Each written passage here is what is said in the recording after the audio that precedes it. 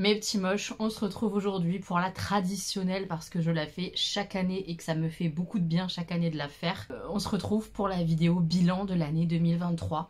Le bilan personnel, le bilan un peu YouTube bien sûr, le bilan des loisirs, de ce qui m'anime, de ce que je suis, de ce que j'ai vécu, de ce que j'ai ressenti. On fait le point sur cette année 2023. Et puis évidemment, on se parle un petit peu de 2024, même si je ne fais aucune bonne résolution. C'est pas mon truc, je trouve que ça met une pression qui n'est pas nécessaire pour moi. Je me mets déjà cette pression toute seule, je m'en rajoute pas avec des résolutions. Mais il y a des espoirs et des rêves chaque année, et j'en ai toujours pour 2024, des envies, des espoirs. Et on va en parler quand même rapidement en fin de vidéo.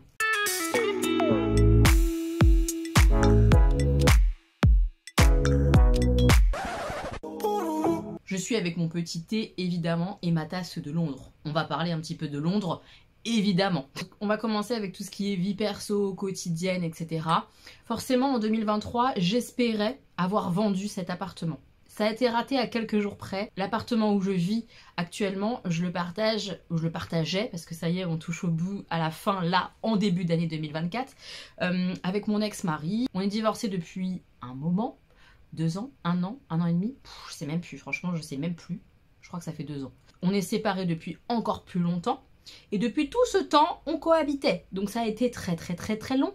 On a voulu faire les choses correctement, et puis au-delà de faire les choses correctement, il a fallu vendre, et ça a pris du temps, puisque 2023 l'appartement était en vente, mais tout début d'année 2024, on s'est rendu compte quand même que l'agent immobilier à qui on avait filé l'appartement, il faisait rien correctement, l'annonce était vraiment pas terrible, il nous donnait aucune nouvelle, les visites se faisaient sans qu'on ait un réel retour des visites, enfin c'était une catastrophe honnêtement. Et en discutant avec mes amis de tout ça, que j'étais un petit peu dans l'angoisse parce que je voyais bien que ça n'avançait pas comme ça devait et tout, Bérangère m'a parlé d'un de ses amis qui est agent immobilier indépendant.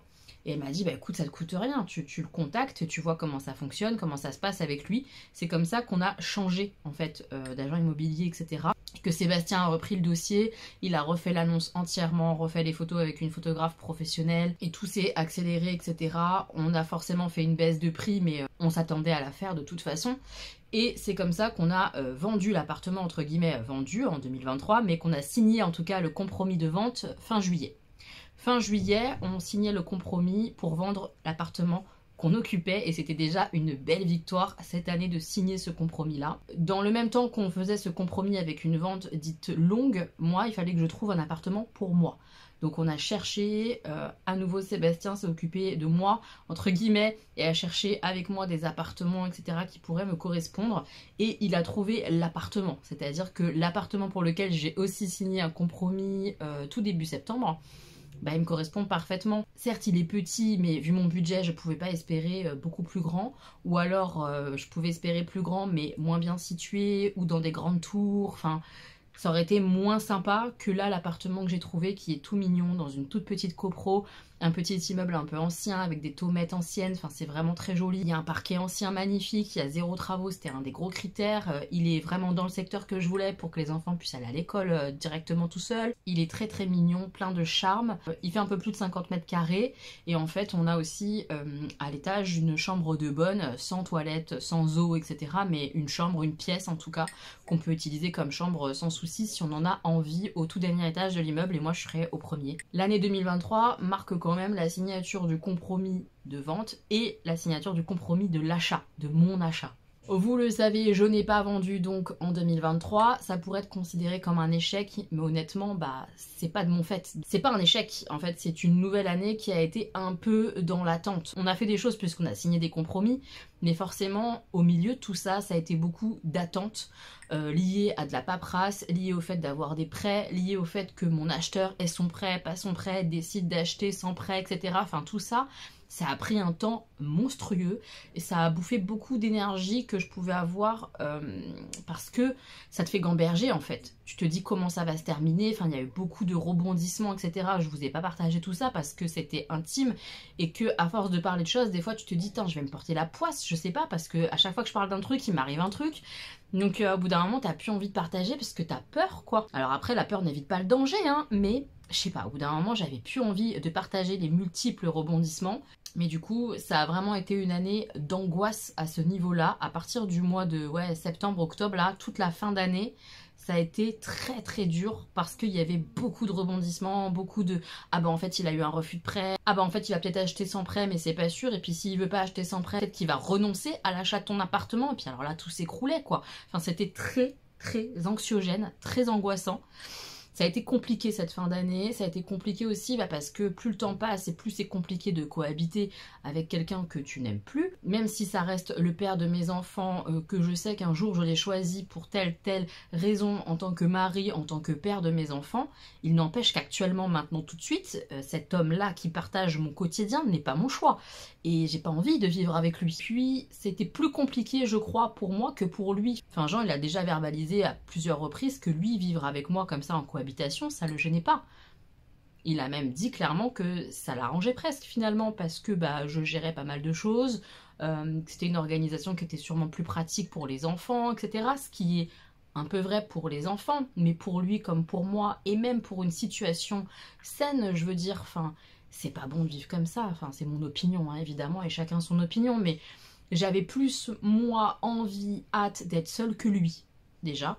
Et ça peut créer des tensions, le fait de ne pas être raccord sur les mêmes choses, parce qu'il a du mal à comprendre certaines de mes réactions, je pense, certaines de mes angoisses, parce que lui, il les a vachement moins, parce qu'il a moins cette pression de vivre avec moi, ça le gêne moins. Bref, tout ça pour dire que, évidemment, ça a été une année compliquée de cohabitation, mais ça n'a pas été que ça 2023, et heureusement, et quand même si ça a été de l'attente, ça a beaucoup avancé, parce qu'il y a eu les compromis, quoi.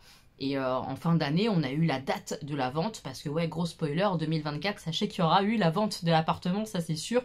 On a signé la vente le 5 janvier dernier, donc ça, c'est fait en 2024. Ensuite, au niveau du boulot aussi, il y a eu pas mal de changements. L'année 2023 était un peu compliquée, je trouve, en termes de travail, parce que le tout début, les 6 premiers mois de l'année ont été très très durs, parce que on travaillait selon mes critères et selon ce que moi je vois de ma porte de secrétaire, en sous-effectif, avec un effectif qui n'était pas toujours compétent. Et les embauches, ça a été compliqué. À chaque fois, on embauchait des gens qui n'étaient pas du tout expérimentés, qui galéraient beaucoup, des gens qui nous plantaient pas mal. Enfin, vraiment, les 6 premiers mois de l'année, j'étais épuisée mentalement par mon boulot, parce que je donnais beaucoup, et que je voyais pas de situation s'apaiser, se régler. C'était un peu complexe. Et puis l'été, on m'a annoncé qu'on avait besoin de moi sur Vitry. Alors provisoirement, pas provisoirement, au début c'était un petit peu bancal. On n'allait pas me forcer à rester à Vitry si je voulais pas y rester. Mais il n'y avait plus aucune secrétaire en poste. Et la personne qu'on envoyait à Vitry, que j'étais en train de former, n'était pas apte. C'était trop compliqué pour elle, l'apprentissage, c'était rapide. Elle avait sûrement besoin de plus de temps pour apprendre et tout.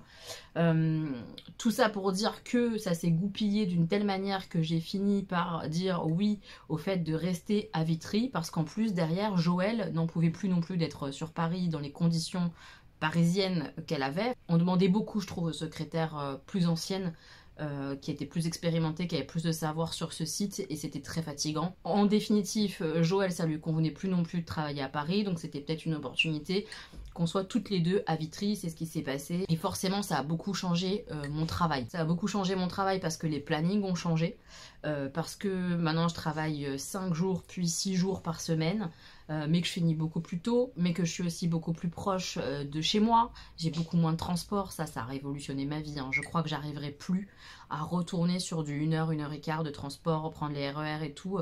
Là, c'est un vrai confort de se dire qu'en une demi-heure, t'es chez toi, quoi. Enfin, c'est vraiment chouette. C'est très très chouette aussi de se dire que même sur des journées complètes comme ça, donc très fatigantes, 7h, 17h30, au max à 18h15, t'es chez toi. Alors que sur les semaines où t'es du soir à Paris, à 20h30, parfois j'étais pas encore chez moi. C'est quand même pas la même qualité de vie perso quand tu rentres chez toi à presque 21h que quand t'es chez toi à 18h15. C'est pas la même chose. Et ce qu'il faut savoir aussi, c'est que le planning que j'aimais bien à Paris, avec des semaines du matin et parfois des semaines du soir, ce qui permettait que tu dormes, tout ça a beaucoup changé aussi. Et puis avant, là-bas, on avait un jour de repos quand on travaillait le samedi. Ce qui n'est plus le cas là-bas non plus. Là-bas, c'est pareil. Les filles travaillent désormais en 5 jours et 6 jours comme nous, on peut le faire sur les petits sites. Donc honnêtement, il y avait de moins en moins d'intérêt finalement de rester à Paris 14 que d'être à Vitry selon mes critères. Et puis j'ai découvert un travail qui, certes, est moins épanouissant. Comment expliquer ? En termes de difficulté, en termes d'apprentissage, il y a moins de choses à Vitry. Il y a des ordonnances beaucoup plus particulières, beaucoup plus étonnantes. Sur Paris, il y a des choses plus complexes parfois à savoir faire et à faire sur Paris. En plus, à Paris, j'avais la charge des formations, donc c'était hyper intéressant. Ça me changeait parfois de mon quotidien de juste voir des patients, etc. Tout ça, je l'ai plus à Vitry. Mais j'ai gagné quelque chose que j'avais pas du tout à Paris, et c'est le contact patient que tu connais, que tu reconnais. Ce petit lien, je vous parle pas d'un lien profond parce qu'il faut pas non plus faire un lien trop profond avec des patients, parce que il faut garder ce côté quand même, ce critère patient et tout, mais il y a quelque chose qui se crée qui est très différent sur un petit site comme ça, où tu connais ta patientèle beaucoup plus que sur Paris où c'est l'usine quoi, tout simplement. Et ça c'est très agréable, c'est quelque chose qui me plaît, j'aime bien reconnaître mes patients. C'est une patientèle qui est très différente aussi, la patientèle Paris, Vitry, c'est pas la même. Moi j'aime beaucoup les patients de Vitry, ils sont très très gentils. Je rentre pas dans le détail parce que c'est professionnel et qu'il y a le secret professionnel, etc. J'aime bien ce côté-là de Vitry. Le rapport avec le patient qui est différent me plaît. Et puis ça a un côté très confortable. Mes journées, elles sont très... comment expliquer? Psychiquement, elles sont faciles. C'est-à-dire que même si j'ai du monde, je vais enchaîner, ça va être un peu parfois compliqué, etc. Mais il n'empêche que mentalement, c'est beaucoup plus léger que ce que je pouvais vivre à Paris. C'est beaucoup plus simple. Et cette simplicité, cette légèreté d'esprit, là tout de suite maintenant, au moment où je vous parle dans ma vie, elle me fait du bien. J'avais besoin de cette simplicité, j'avais besoin de cette légèreté, d'être moins oppressée au travail, c'est une évidence, j'en avais besoin, donc ça tombe très très bien. Est-ce que je me vois rester dans ce poste toute ma vie? Non, parce que je vais m'ennuyer, je le sais. Là, c'est confortable et du coup, c'est agréable parce que j'ai besoin de ça maintenant. Mais dans 1 an et demi, 2 ans, je pense que je vais en avoir marre et que j'aurai fait le tour et que j'aurai envie d'apprendre d'autres choses. Et à ce moment-là, je réfléchirai potentiellement à une formation dans le médical, pas le médical, j'en sais rien du tout. J'aime ce domaine médical, mais j'ai du mal à voir quelle est la perspective d'évolution possible pour moi dans ce domaine médical, où je vais apprendre des choses, où ça va m'intéresser, ça va me donner envie et où je vais gagner mieux ma vie. Parce qu'il ne faut pas se mentir, si je m'engage dans un parcours de formation, c'est aussi pour améliorer mon cadre de vie perso et donc mieux gagner ma vie. Voilà, ça me paraît logique, mais bon, je le dis, c'est important quoi. Mais là, tout de suite maintenant, je me sens très chanceuse, je me sens tellement bien avec Joël. Enfin vraiment, on a un binôme là comme ça de secrétaire à Vitry qui est apaisant quoi. On est trop bien, on rigole, on se connaît, je sais comment elle travaille, elle sait comment je travaille, elle sait qu'elle peut compter sur moi si elle a un truc à me demander, évidemment je vais le faire. Enfin, c'est assez magique et ça c'est très confortable et très agréable, c'est une chance folle. Donc honnêtement, au niveau du boulot, j'ai eu beaucoup de crainte d'aller à Vitry, j'avais pas du tout envie d'y aller parce que je savais que ça serait moins épanouissant intellectuellement, mais il y a des bons côtés qui font que honnêtement, là maintenant tout de suite, c'est très bien comme ça et je suis très heureuse au final. On fait un petit point santé, même si je vais pas m'attarder, j'en ai déjà parlé du fait que j'ai continué à prendre un petit peu de poids cette année parce que je mange mes émotions, parce que j'ai du mal à ne pas grignoter, parce que c'est un peu une soupape quand je vais pas bien, de me prendre un petit chocolat, un petit truc. Voilà, j'ai eu du mal cette année à contrôler ça, vraiment je le sais, je le sens. J'ai fait un petit peu de sport, mais pas assez, etc. Enfin bref, on en parlera peut-être un petit peu pour les envies, souhaits pour 2024, mais honnêtement sans pression. C'est-à-dire que là, actuellement, j'ai renouvelé mon abonnement de sport, là, Beachbody. C'est un truc qu'on fait à la maison et tout. Mais j'y ai pas touché, depuis des semaines. Je n'y arrive pas. J'ai beaucoup trop de choses à faire. J'ai les cartons, j'ai le rangement, j'ai l'organisation de mon appartement, de l'appartement de Jean aussi, parce que je l'aide sur certains aspects, de l'appartement ici que je continue de louer. Enfin, j'ai pas la tête et ni le temps au sport. Donc on verra ça après, mais j'essaie de pas me flageller. C'était pas une super année en termes d'alimentation, en termes de sport et tout, c'était pas idéal, mais j'ai fait comme j'ai pu, vu ma situation, vu mes angoisses, etc. C'est pas si mal. Quand tu prends le recul comme ça, enfin ça serait quelqu'un d'autre que moi, je lui dirais tout de suite, franchement meuf, tu t'en es quand même bien sortie, regarde la situation, regarde ta vie, ok, t'as pris un peu de poids, mais ça va, c'est raisonnable, zen, ça va bien se passer, patiente un peu, 2024 tu vas pouvoir reprendre un rythme différent, ça va te faire du bien, tu verras, ça va aller mieux quoi, et ça va être sous contrôle. J'essaie de me souvenir de pas être trop méchante avec moi, et que finalement, c'est pas si pire quoi, c'est pas si pire. Parce qu'après en termes de santé mentale, ça a été un peu le challenge 2023 de pas s'écrouler. Vous le voyez de temps en temps je pense dans les vlogs, je vais pas tout le temps très bien, en tout cas en 2023. Très régulièrement, j'ai eu des gros downs parce que émotionnellement, cette année, elle a été difficile, je vais en reparler après, mais il y a eu un gros secret de famille qui m'a mis quand même bien HS dans mon cœur, dans mon esprit, qui m'a fait beaucoup remettre de choses en question. Cette cohabitation que je subis, qui me fatigue, qui m'épuise nerveusement et tout, ça a été très très dur. Ces deux choses-là, je pense, principalement, puis aussi l'aspect un peu sentimental, émotionnel, je vous en parlerai un peu après des sentiments et de l'amour, mais ça n'a pas toujours été tout rose. Donc forcément ça puise dans ton énergie et dans ta santé mentale, et ça a été compliqué. Et là j'ai eu de la chance d'être bien entourée par des personnes qui étaient prêtes à m'entendre, à m'écouter.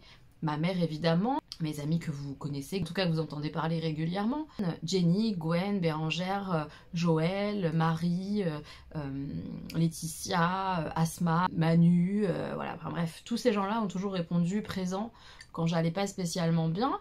Et que j'avais envie de pleurer, que j'avais envie de crier. Enfin, très souvent, Jenny et Gwen me récoltent sur la conversation WhatsApp en pleurs parce que il s'est passé telle chose, que j'ai besoin de lâcher mon sac là tout de suite parce que j'implose, parce que j'y arrive plus, parce que je suis par terre dans ma cuisine en train de pleurer et que j'arrive pas à me relever, quoi. Ça m'est beaucoup arrivé en 2023, honnêtement, plus qu'à d'autres années, vraiment.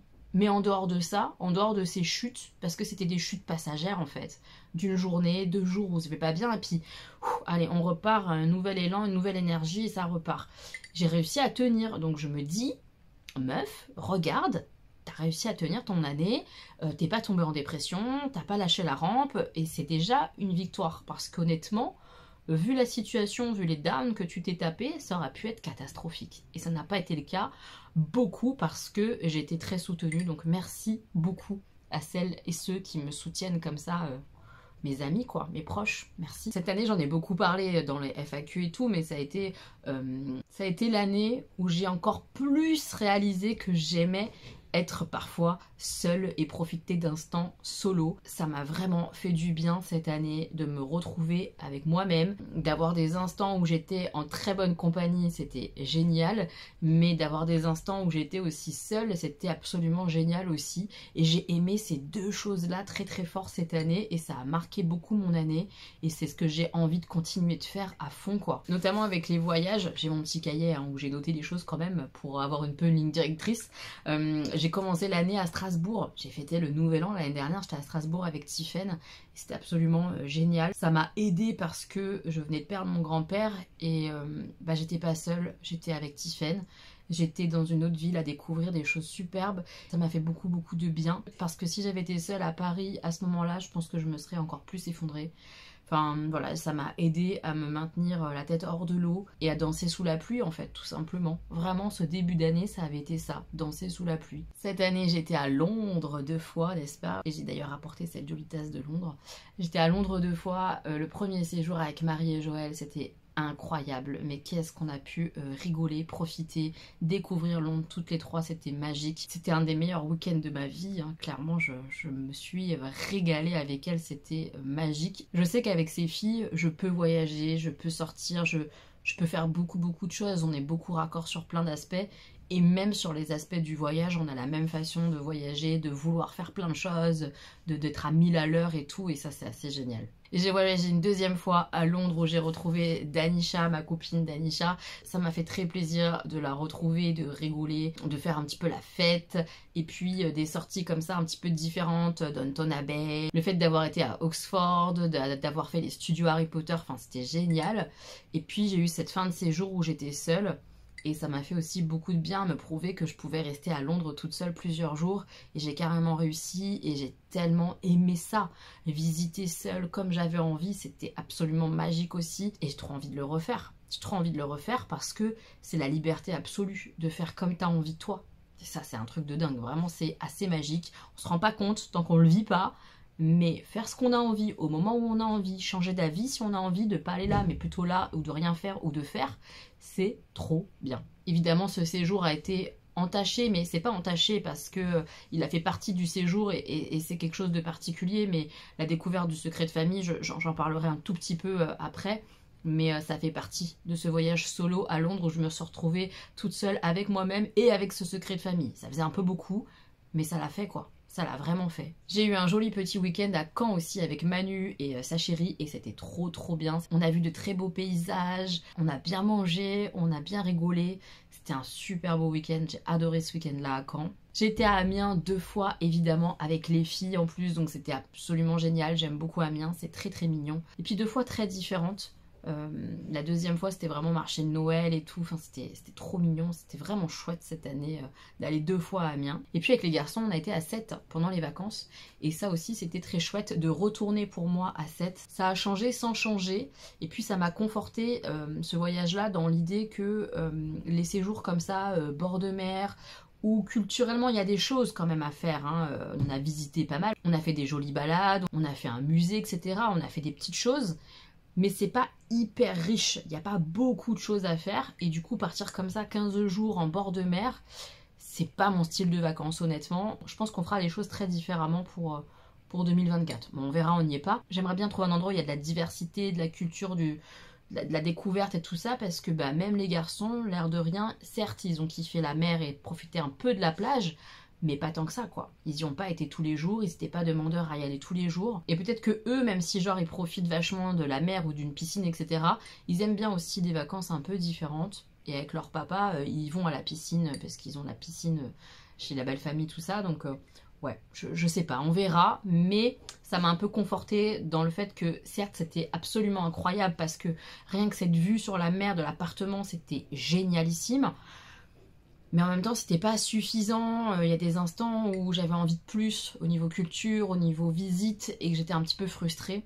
Donc je pense qu'on fera différent pour l'année prochaine. Je reviens donc sur le fameux secret de famille découvert pendant que j'étais à Londres. Ça a été un tsunami, un bouleversement.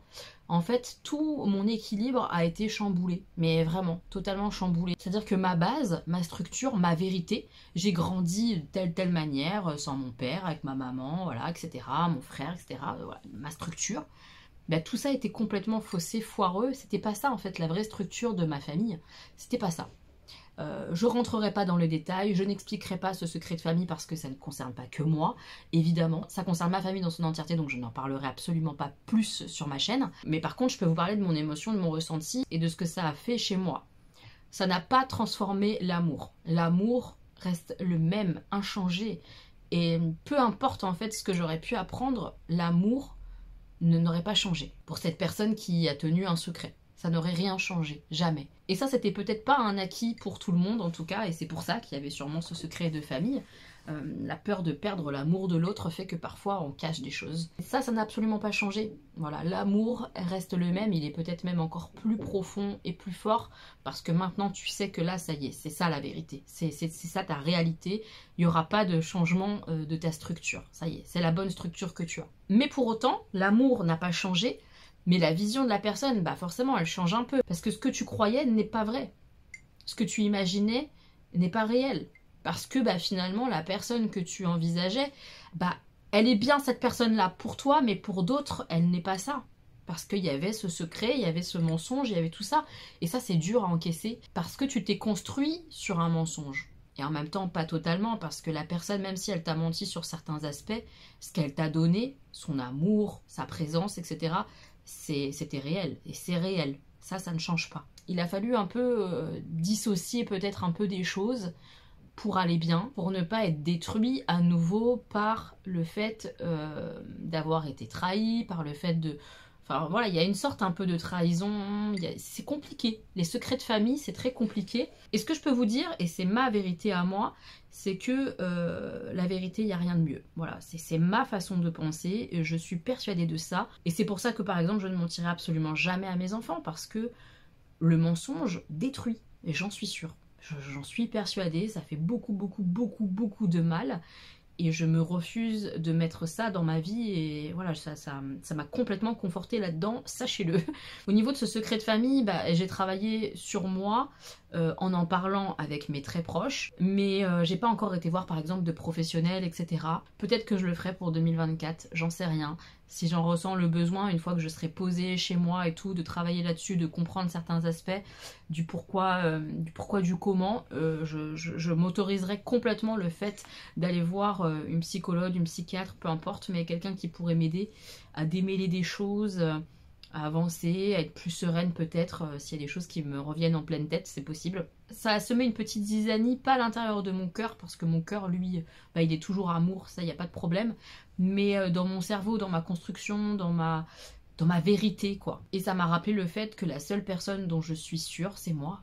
Et c'est horrible parce que je pensais pas. Et pourtant, je pensais avoir compris tout au moment de mon divorce, puisque je savais qu'une personne qu'on aimait pouvait à tout moment nous quitter. Désormais, je le savais.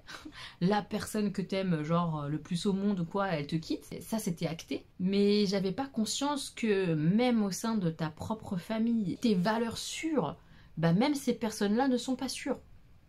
C'est comme ça. Et croyez-moi que j'étais persuadée d'être sûre de ces personnes-là, parce que c'est les meilleures personnes que je connaisse au monde. Et pourtant, elles ont une part sombre, et pourtant, elles mentent. Et voilà. Et tu ne peux être sûre que de toi. C'est ma leçon de 2023, vraiment. C'est tu ne peux être sûre que de toi et te fier qu'à toi. La vérité, c'est toi. Tout le reste, bah, c'est un peu du sable mouvant, et à tout moment, ça peut t'absorber, et tu peux pas en être sûre. Ça ne doit pas t'empêcher, je crois, hein, de faire confiance aux autres et tout, hein, de donner ta confiance. Mais tu donnes ta confiance en sachant, c'est une confiance qui est relative quand même, parce que personne n'est sûr. Personne n'est sûr. Et tout le monde peut te faire du mal, volontairement ou involontairement, mais tout le monde peut te faire du mal. 2023, ça a été aussi beaucoup l'absence de mon grand-père, et ça a été compliqué parce qu'il me manque. Voilà, il me manque. Je vais pas plus en parler que ça, mais je pense beaucoup à lui, tout simplement. Il me manque. On parle rapidement des amours en 2023. 2023, il y a eu plusieurs histoires. Il y a eu une histoire principalement qui m'a pas apporté ce que je voulais, tout simplement. Pour moi, il y a un petit peu eu mensonge au départ. C'est-à-dire que quand tu rencontres la personne et qu'elle te dit « Ah bah moi, je veux une relation simple, de couple, machin et tout », puis qu'au final, tu te rends compte qu'après le discours, il évolue un peu et qu'il te dit « Bah moi, je veux pas de couple. Ok, en fait, tu veux quoi? Juste des parties de cul régulières, hein, c'est un peu ça finalement. Et que tu te sens comme un plan cul, effectivement, et que tu ne te sens pas intégré dans sa vie, bah, il faut faire des choix. Donc soit tu continues en acceptant de n'être qu'un plan cul régulier, soit tu arrêtes parce que c'est pas ce que tu souhaites. Ça a mis un certain temps pour moi de savoir ce que je voulais, ce que je voulais pas, etc. Et donc cette relation comme ça, où les attentes n'étaient pas les mêmes, hein, clairement, elle a fini par s'arrêter, évidemment. Il y a eu quelques dates, on va dire, qui n'ont absolument rien donné. Et puis, il y a eu Christian, je vous en ai un petit peu parlé. On s'est rencontrés en septembre, et ça se passe bien. Voilà, il y a des choses qui se développent, et ça fait du bien. Donc cette fin d'année a été quand même marquée par une très jolie rencontre, et ça c'est très cool, et ça fait beaucoup de bien. En ce qui concerne les loisirs et tout, je vais pas forcément beaucoup revenir dessus, vous les voyez dans les vlogs, je vais beaucoup au ciné. Je suis toujours très contente d'avoir ma carte ciné qui est largement rentabilisée, je vais largement plus de 2 fois par mois au cinéma, donc largement rentabilisée. Ça me permet de voir plein de styles de films différents, et j'adore ça. Il y a eu des très chouettes films cette année, j'ai trouvé, qui m'ont beaucoup marqué, mais je vous en ai parlé dans les vlogs, donc je vais pas revenir dessus. On a beaucoup plus joué en famille cette année. J'ai un petit peu joué avec les copains, mais pas beaucoup, encore une fois. On verra quand je serai chez moi si j'arrive à jouer un peu plus entre adultes. On verra. Je suis beaucoup sortie, vous l'avez vu, pas mal d'expos, du street art, des choses un petit peu différentes, avec les enfants, seule, avec les copines, voir des monuments un petit peu aussi parisiens que je connaissais pas. Enfin, et ça, je vais continuer de le faire. C'est ce qui me nourrit, c'est ce qui me fait du bien dans mon quotidien. Donc ça, on continue à fond pour l'année prochaine. Hein. En termes de lecture, je reprends mon petit cahier parce qu'il y a un petit peu de chiffres. En 2022, j'avais lu 52 livres, en dehors des BD manga à chaque fois, hein, donc 52 vrais livres. Et cette année, 2023, j'ai lu 67 livres, donc encore plus que 2022, qui était déjà une belle année, je trouve. Parce que j'ai pas un très grand rythme de lecture. Je suis le genre de lectrice qui se laisse distraire rapidement parce qu'elle a reçu un texto, parce que machin l'a appelé, parce que truc, les enfants t'ont appelé, machin. Enfin, je lis doucement, parce que j'arrive pas à être concentrée longtemps sur un bouquin. Donc 67 livres, bah, c'est trop bien. J'ai pas d'objectif de lecture, de nombre de bouquins, mais ça te donne une idée de si tu as réussi à lire en bonne quantité ou pas dans l'année, voilà. Donc là, c'était une très bonne année de lecture, j'ai pris beaucoup le temps de lire et ça, c'est trop cool. Et évidemment, je vais continuer de le faire pour 2024, avec toujours le challenge de l'été, j'aime bien les histoires de vie et tout, c'est ce que je préfère en lecture. Donc on va continuer de faire ce petit challenge et tout ça l'été, j'aime bien. On va parler un petit peu de YouTube. Cette année, j'ai pris beaucoup d'abonnés, plus de 1600 abonnés, c'est beaucoup parce que l'année d'avant, j'en avais vraiment pris très peu. Mais dans le même temps, ça signifie pas grand chose parce que genre je suis pas plus regardée parce que j'ai plus d'abonnés. Et en vrai, ce qui compte sur YouTube, c'est l'engagement, c'est pas spécialement le nombre d'abonnés que tu as. Ça compte, mais pas que. Enfin, en tout cas, moi, ce qui m'importe le plus, c'est l'engagement. C'est est-ce qu'ils regardent tes vidéos, ceux qui sont abonnés ou pas, etc. Et après, en termes de vues, je crois qu'on est à peu près équilibré. J'ai pas regardé, j'ai pas fait les stats et tout, mais j'ai pas la sensation d'être plus regardée que l'année dernière par exemple. Puis au niveau des revenus, ça se voit, enfin ça se ressent. J'ai un peu moins gagné en 2023 qu'en 2022. Donc c'est pas forcément ça qui compte, genre, pour bien gagner ta vie. J'ai fait les calculs et en gros, cette année, j'ai gagné en moyenne 550 € par mois. Donc il y a des mois où j'ai gagné 700 € et il y a des mois où j'en ai gagné 300 ou 400. Le début 2023 était assez catastrophique en termes de gains. Donc forcément, même si après j'ai mieux gagné en août, en octobre, en novembre, en décembre et tout, ça n'a pas suffi genre à compenser les moins de 300 € du mois de janvier, je crois. Enfin, c'était une vraie catastrophe. Le début d'année, janvier, février, c'était très dur l'année dernière. Je pense que ça sera autant dur en 2024 parce que, bah, on le sait, hein, les premiers mois de l'année sont très mal rémunérés. C'est comme ça. Il n'empêche que je suis très contente, quoi. Avoir ce revenu supplémentaire chaque mois, c'est pas négligeable. Et donc, merci beaucoup de vous encaisser les publicités, etc. Parce que c'est ce qui rémunère mon travail. Donc, merci infiniment. Après, en termes de contenu en 2023, ça n'a pas beaucoup changé de 2022. J'ai fait à peu près les mêmes choses. Un vlog par semaine, plus une vidéo face cam par semaine en général, parfois un peu plus. Toujours les vidéos collab avec les filles, des lectures communes que j'adore. J'adore faire ça, j'adore lire le livre avec elles et tout, et débriefer comme ça en visio, c'est vraiment chouette ce truc, j'adore. Il y a eu quelques collaborations rémunérées et non rémunérées, mais je crois que j'en ai même fait moins que 2022, honnêtement. Il n'y en a pas tant que ça sur ma chaîne, enfin voilà, je trouve que j'en fais pas beaucoup et ça me va très bien comme ça. Lié un petit peu à YouTube, il y a la relation que j'ai avec Gwen et Jenny. Je vais pas m'étendre dessus, vous savez que ce sont mes amis, je les aime tout simplement. Et j'adore avoir cette relation-là avec elles, j'ai beaucoup de chance de les avoir, clairement. J'ai aussi rencontré pas mal d'abonnés cette année. Sarah qui est une abonnée et qui avait une chaîne avant que je suivais, etc. Enfin bref, on s'est connus en fait via les réseaux, donc je la mets un petit peu dans ce bilan YouTube, mais j'ai eu la chance de la rencontrer cette année. On a fait une super sortie à Paris, c'était trop cool, et je suis très contente de la connaître et d'échanger avec elle un peu plus en privé et tout. Je suis très heureuse d'avoir des liens un peu particuliers avec certaines de mes abonnées, elles se reconnaîtront, je vous fais plein de bisous, je suis très heureuse de vous voir de temps en temps. Très heureuse aussi d'avoir fait la rencontre abonnée, honnêtement ça m'a fait beaucoup de bien comme ça en septembre et j'ai la sensation qu'on s'est fait toutes du bien ce jour-là. C'était une vraie bulle comme ça d'émotions bienveillantes, c'était trop chouette et ça c'est vraiment quelque chose que je veux refaire en 2024, c'est évident.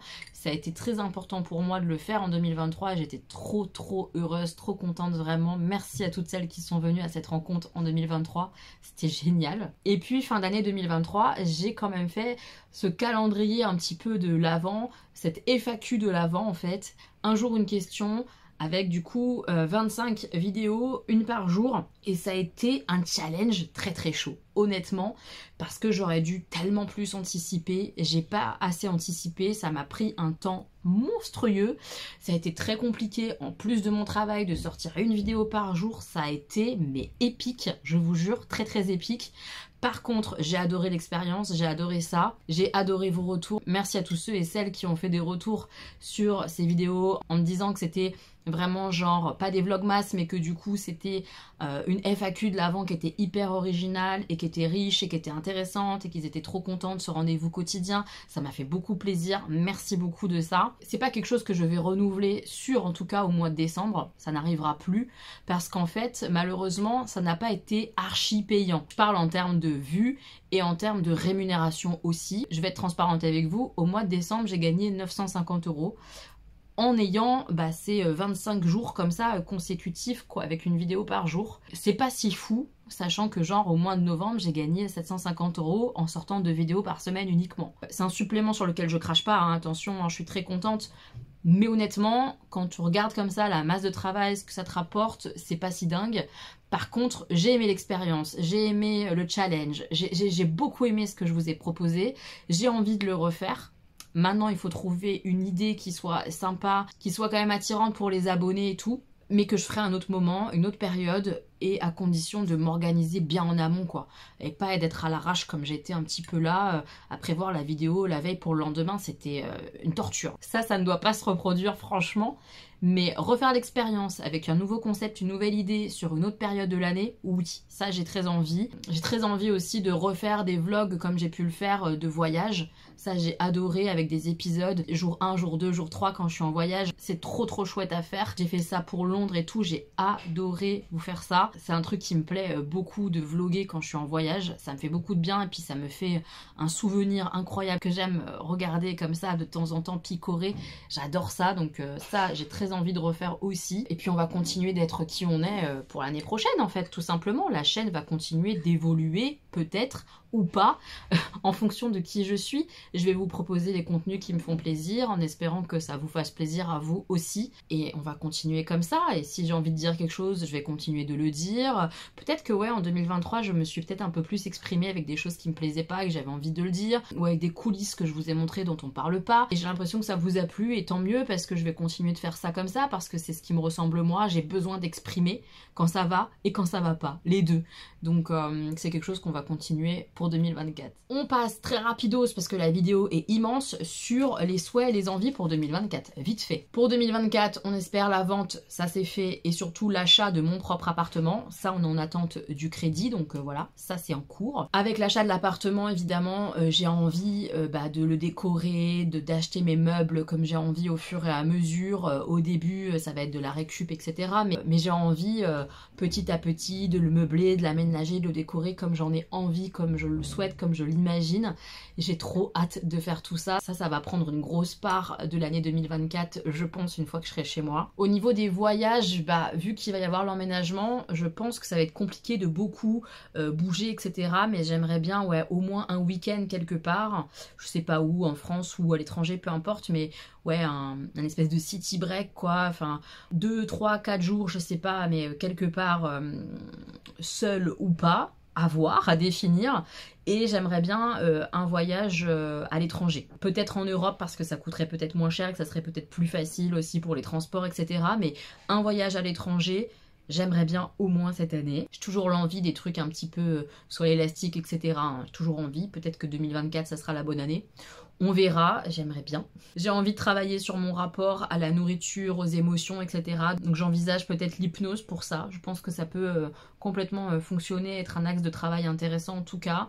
Comme je vous l'ai dit, peut-être voir une psy pour l'aspect du secret de famille, etc. Remettre les choses un peu en place dans ma tête, avoir des clés, des réponses.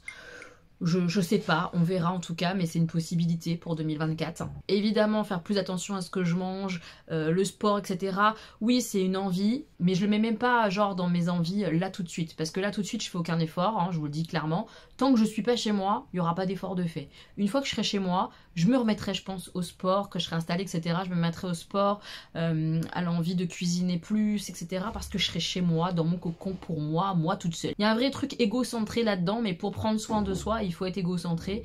Là, j'ai pas le temps de faire tout ça, de prendre soin de moi et tout. Mais on verra quand je serai installée. En tout cas, je l'ai en tête pour une fois que je serai installée. Et puis évidemment, 2024, qu'est-ce qu'on veut? Eh ben des grands et surtout plein de petits bonheurs. Et c'est tout à fait ce que je vous souhaite pour 2024, mes petits moches. Je nous souhaite à vous comme à moi le meilleur, avec des tas et des tas de petits bonheurs, des petites merveilles du monde, de notre quotidien qui nous entoure et qui font beaucoup de bien et qui font sourire. Voilà, je nous souhaite tout ça, je nous souhaite d'être heureux. Je vous embrasse très très fort. Merci d'avoir regardé cet immense bilan avec moi pour 2023 et merci d'avoir été là toute cette année tout simplement et d'être là peut-être pour 2024. Je vous embrasse infiniment, prenez soin de vous, gros bisous.